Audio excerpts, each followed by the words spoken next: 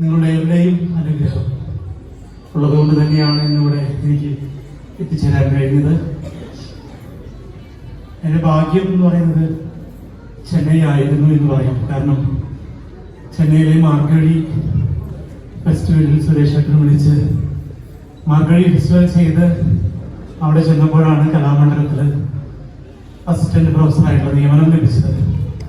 അതുകൊണ്ട് ചെന്നൈ ഒരു ഭാഗ്യനഗരമായി ചെന്നൈയിലെ ആദ്യമായി ചിലക്ക് കിട്ടുന്നത് മാർഗഴിയിലാണ്. മറ്റു വേദികളൊക്കെ എല്ലായിടത്തെയും പോലെ കഥകളാണ്. അടുത്ത ഇനം, നമ്മളെല്ലാം രാമഭക്തിയിൽ ലയിക്കുന്നവരാണ്. ഭക്തിയില്ലാതെ നമ്മുടെ ജീവിതം മുന്നോട്ട് പോവുകയില്ല. എത്ര തിരക്കുള്ള വ്യക്തികളായാലും തൻ്റെ മനസ്സിലെ സംഘർഷങ്ങളെ നമ്മളൊരു നിമിഷം കണ്ണടച്ച് പ്രാർത്ഥിക്കുമ്പോൾ ഉണ്ടാകുന്ന ഒരു ആശ്വാസം അത് വളരെ വലുത് തന്നെയാണ്. ഒരുപക്ഷെ നമ്മൾ ചെറുപ്പത്തിന്റെ ചൂടിൽ ഭക്തിയില്ല ദൈവമില്ല എന്നൊക്കെ പറഞ്ഞാൽ നമ്മളുടെ വാർദ്ധക്യകാലത്ത് തീർച്ചയായിട്ടും നമ്മൾ ചെന്നെത്തുന്നത് അവിടേക്ക് തന്നെയായിരിക്കും.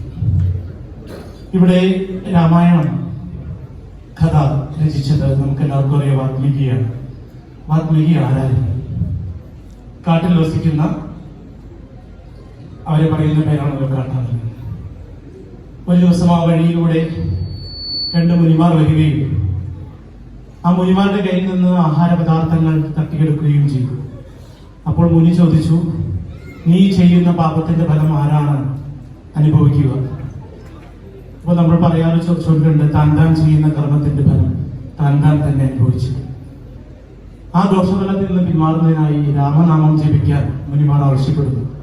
എന്നാൽ ഒട്ടും വിദ്യാസമ്പന്നല്ലാത്ത രത്നാകരൻ ഈ രാമനാമത്തെ തലതിരിച്ച് പറഞ്ഞുകൊണ്ട് മരാമരാമര എന്ന് ഉരുവിട്ടുകൊണ്ട് ദീർഘകാലം തപസ്സിരിക്കുകയും തന്റെ ശരീരത്തിലേക്ക് വാത്മീകം അഥവാ പവിഴപ്പുറ്റ്, ചിതൽപുറ്റ് വന്ന് കയറുന്നത് പോലൊരു അവസ്ഥ ഉണ്ടാവുകയാണ് ഉണ്ടായത്.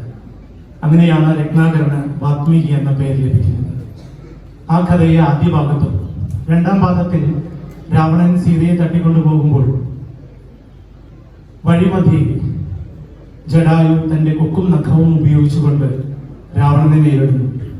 രാവണൻ തന്റെ കയ്യിലെ ചന്ദ്രഹാസം എന്ന വാൾ കൊണ്ട് ജടായുവിന്റെ ചിറകരിയുകയും ജടായു ചിറകറ്റ് വീണ് രാമനാമം ജപിച്ചുകൊണ്ട് കിടക്കുമ്പോൾ അതുവഴി വന്ന് രാമൻ കാണുകയും